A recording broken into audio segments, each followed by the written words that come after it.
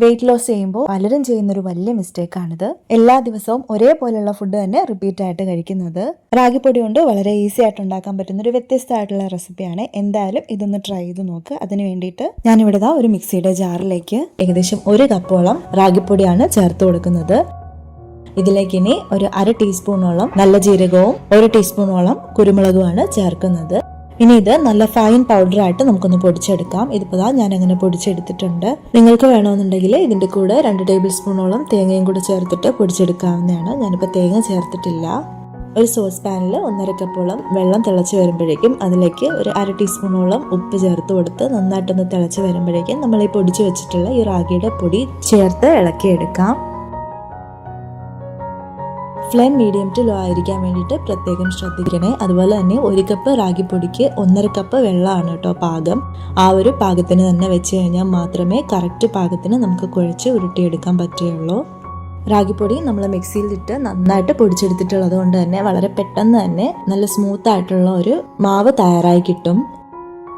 Weight loss ചെയ്യുന്നവരും അതുപോലെ തന്നെ ഡയബറ്റീസ് ഒക്കെ ഉള്ളവർക്കും ദിവസേനയുള്ള ഭക്ഷണ ക്രമീകരണത്തിൽ റാഗി ഉൾപ്പെടുത്തുന്നത് വളരെയധികം ഹെൽത്ത് ബെനിഫിറ്റ് ആണ്. വളരെ പെട്ടെന്ന് തന്നെ മാവയുടെ തയ്യാറാക്കി എടുത്തിട്ടുണ്ട്. ഇനി ഇതൊന്ന് ചൂടൊന്ന് മാറുന്നതിന് വേണ്ടിയിട്ട് മാറ്റി വെക്കാം. ചെറു ചൂടോടുകൂടി തന്നെ ചെറിയ ബോൾസ് ആയിട്ട് ഉരുട്ടിയെടുക്കാം. മാവെല്ലാം തന്നെ ഇങ്ങനെ ഉരുട്ടിയെടുക്കണം കേട്ടോ. ഞാനിപ്പോൾ എല്ലാ മാവും ഉരുട്ടിയെടുത്ത് മാറ്റി വെച്ചിട്ടുണ്ട്.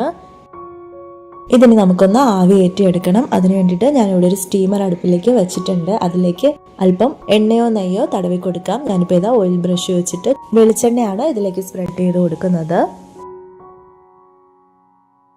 ഇനി ഇതിലേക്ക് നമ്മൾ ഉരുട്ടിയെടുത്ത് മാറ്റി വെച്ചിട്ടുള്ള ആ ഒരു റാഗി ബോൾസ് ഇട്ട് കൊടുത്ത് നമുക്കൊന്ന് സ്റ്റീം ചെയ്തെടുക്കാം. ഏകദേശം ഒരു 10-15 മിനിറ്റ് അതിൽ കൂടില്ല. തീരെ ചെറിയ ബോൾസ് ആയിട്ട് ഉരുട്ടിയെടുത്തിട്ടുള്ളത് കൊണ്ട് തന്നെ 10 മിനിറ്റ് ഒക്കെ ആകുമ്പോൾ തന്നെ റെഡിയായി കിട്ടും. ഇനി ഇതൊന്ന് മൂടി വെച്ചതിന് ശേഷം ഒരു 10 മിനിറ്റ് നമുക്കൊന്ന് വെയിറ്റ് ചെയ്യാം. അപ്പോഴേക്കും ഇത് റെഡി ആയിട്ടുണ്ടാവും. ഇതിപ്പോൾ 10 മിനിറ്റ് ആയിട്ടുണ്ട്. ഇപ്പോൾ ഇത് റെഡി ആയിട്ടുണ്ടോ എന്ന് നമുക്കൊന്ന് നോക്കാം. ഇതിപ്പോൾ റെഡി ആയിട്ടുണ്ട്. നല്ല സോഫ്റ്റ് ആയിട്ടുള്ള ബോൾസ് ആയിട്ടുണ്ട്. നല്ല സോഫ്റ്റ് ആണ് ഉള്ളിൽ. നമ്മളിങ്ങനെ പ്രസ് ചെയ്യുമ്പോൾ നമുക്കറിയാൻ പറ്റും. ഇനി ഒരു കടായിലേക്ക് 1 ടേബിൾ സ്പൂണോളം വെളിച്ചെണ്ണ ഒഴിച്ചതിന് ശേഷം അതിലേക്ക് കടുക് പൊട്ടിക്കാം. കടുക് നന്നായി പൊട്ടിയതിന് ശേഷം അതിലേക്ക് കറിവേപ്പിലയും വറ്റൽമുളകും ചേർത്ത് കൊടുക്കാം. ഇനി ഇതിലേക്ക് ഒരു 3 ടേബിൾ സ്പൂണോളം തേങ്ങയാണ് ഞാൻ ചേർത്ത് കൊടുക്കുന്നത്. തേങ്ങയിലെ വാട്ടർ കണ്ടന്റ് ഒക്കെ പോയി നന്നായിട്ടൊന്ന് ഡ്രൈ ആവുന്നത് വരെ തേങ്ങ ഒന്ന് വറുത്തെടുക്കണം.